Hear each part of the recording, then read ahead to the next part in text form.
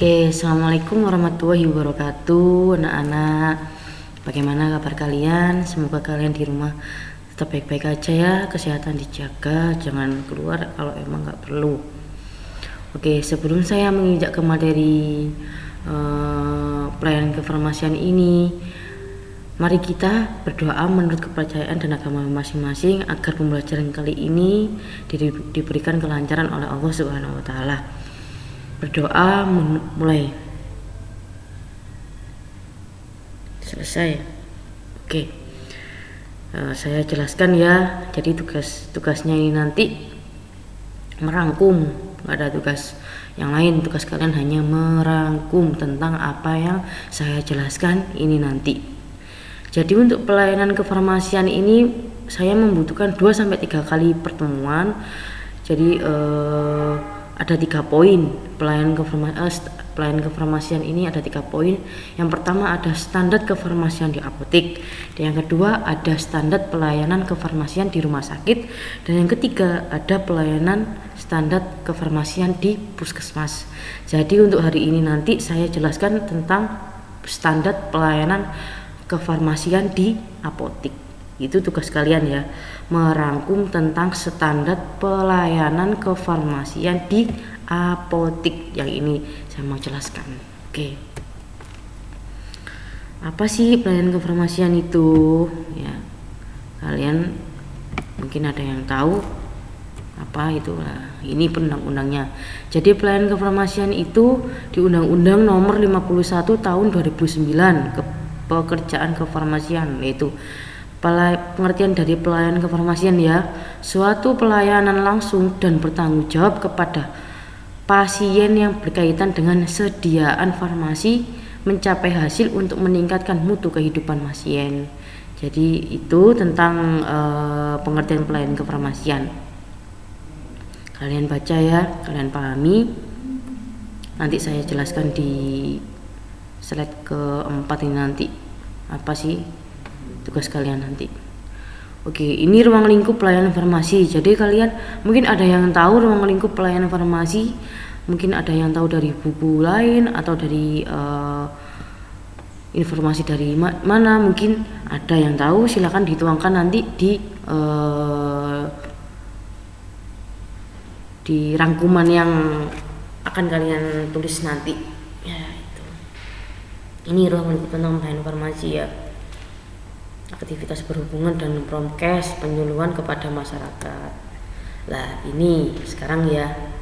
Jadi ini nanti tadi sampean rangkum sedikit dan lebih banyaknya mungkin ini nanti standar pelayanan kefarmasian di apotek sama rangkum ya.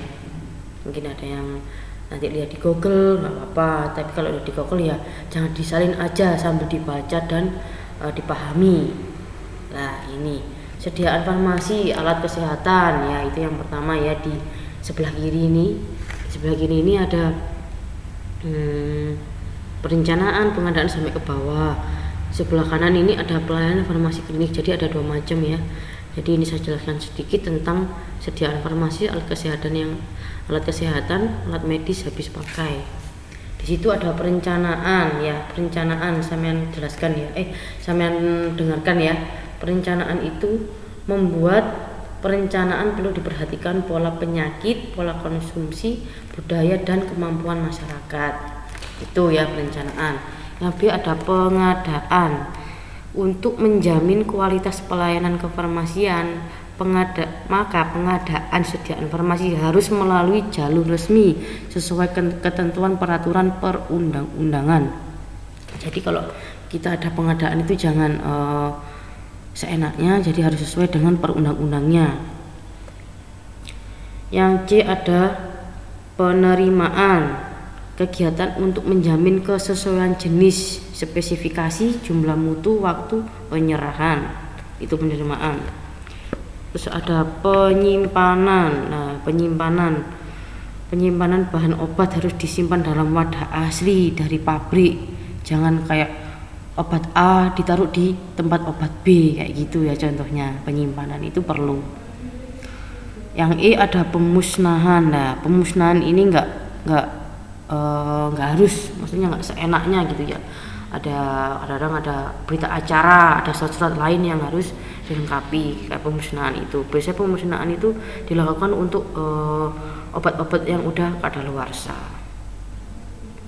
Yang F ada pengendalian, ya, itu pengendalian dilakukan untuk mempertahankan jenis dan jumlah persediaan sesuai kebutuhan pelayanan.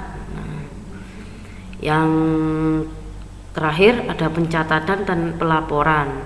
Itu pencatatan dan pelaporan ini biasanya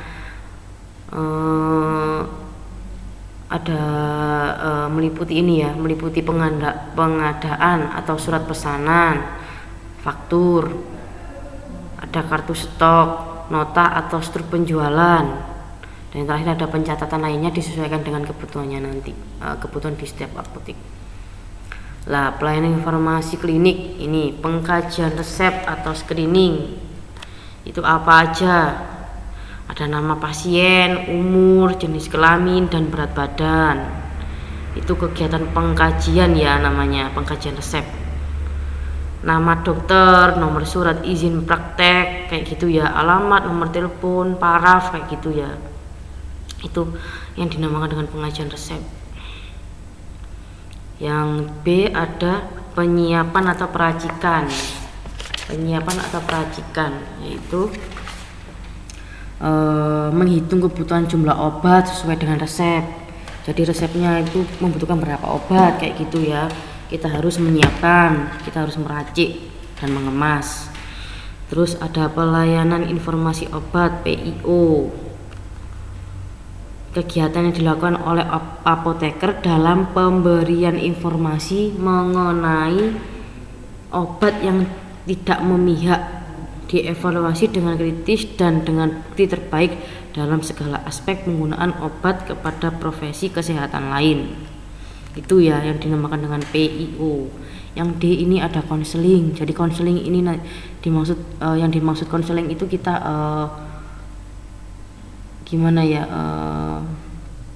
memberitahukan atau kita menjelaskan tentang fungsinya obat ini itu gini, fungsinya obat itu apa kayak gitu ya. Kita memberikan konseling kepada pasien agar pasien paham dan mengetahui tentang manfaat apa aja obat yang akan pasien gunakan. Yang E ada pelayanan kefarmasian di rumah. Nah, kayak gini itu perlu. Biasanya kan kayak apotek itu nggak ada yang menanyakan alamat, nomor telepon. Gunanya itu tadi untuk kita bisa home pharmacy care kayak gitu. Kita bisa berkunjung ke rumah pasien kita dengan menanyakan kayak gitu tadi. Gimana reaksi obat E, gimana reaksi obat E kayak gitu ya. Yang F ada pemantauan terapi obat. Nah, itu. Yang G ada monitoring efek samping obat. Ya, ini nanti sampean rangkum tentang sediaan informasi alat kesehatan dan pelayanan informasi klinik. Itu poin dari pelayanan kefarmasian di apotek. Oke, tugas kalian itu merangkum tentang kefarmasian di apotek ya. Saya penugasannya biasanya dikumpulkan 20.00 ya, atau jam 8 nanti. Untuk merangkum silakan kalian ngerangkum sendiri, nggak usah pakai nyontek-nyontek ya, sesuai dengan kemampuan kalian masing-masing. Oke, sekian presentasi dari sekian penjelasan dari Bu Eka. Mungkin ada salah kata, mohon dimaafkan. Dan mungkin ada yang ditanyakan, nanti silakan tanya via WA ya. Oke, sekian, terima kasih. Wassalamualaikum warahmatullahi wabarakatuh.